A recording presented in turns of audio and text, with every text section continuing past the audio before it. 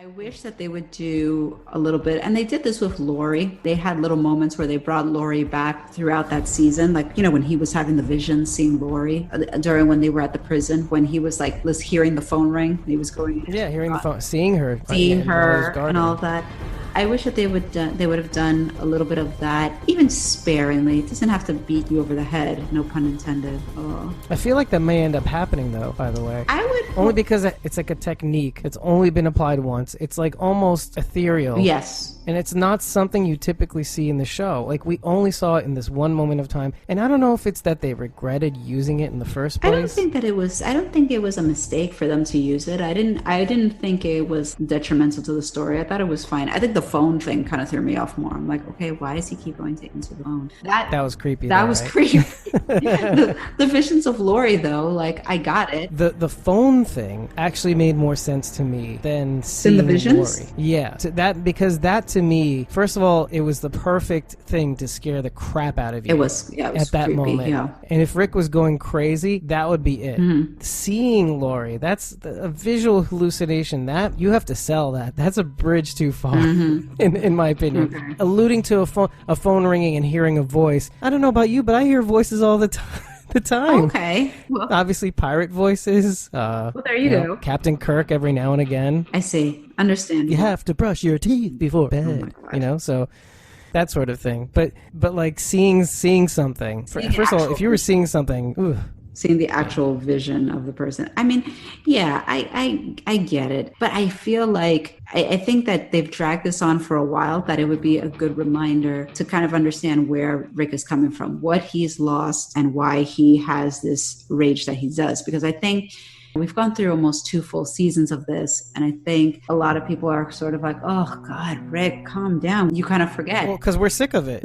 Right, but I think you lose sight of where he's coming from, Yeah. So I think it's easy. It's easy to lose sight of it. So I think if you had a moment, honestly, if they did something like that right now and Glenn came on screen, that would be like a punch in my stomach. Like, it really would. It would be like, it would throw me completely off, and I would be like, oh God, I miss Glenn.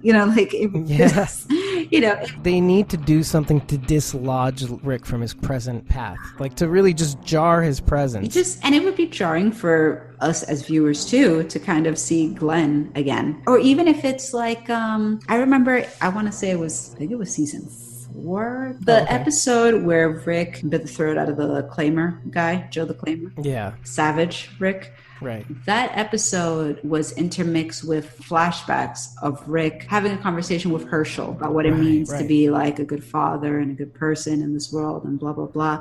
Oh, right. This is after, we hadn't seen him in a while. And it was kind of like a scene apart from it wasn't like a replay. No. It wasn't a replay. It was just sort of like a recollection of a conversation that he had with Herschel that we never really saw, but, in this episode we did. And he's kind of rethinking about that in the light of having to now be this savage person, so different from the kind of person that he was discussing being with Herschel. And I think that technique worked well there. And I think if they did something like that, where Rick is contemplating things and he's thinking back to a conversation with Abraham or a conversation with Glenn or something, us as a viewer, that would be jarring, first of all, to just see Glenn and Abraham again. That would be like, whoa, number one. And number two, I think it would reinforce where his mindset is coming from, where his heart is coming from, why he's approaching things the way that he is, because these were 2 very, very important people in his life that he lost in a very violent and tragic way right in front of his eyes. So if they did something like that, I think that would be very, very effective. You'd have to really be good at it. It'd have to be well done, for sure. That. Yeah, for sure. Otherwise, it's kind of like, first of all, bringing back something that, they've done already. And the second thing is really,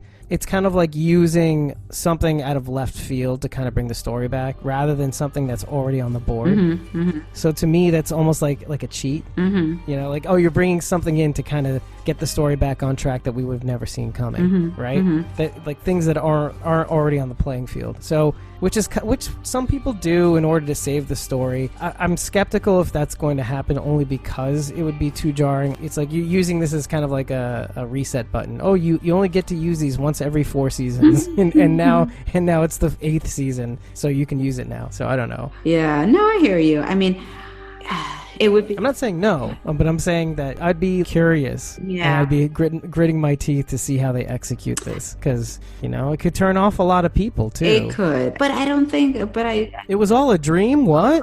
Okay.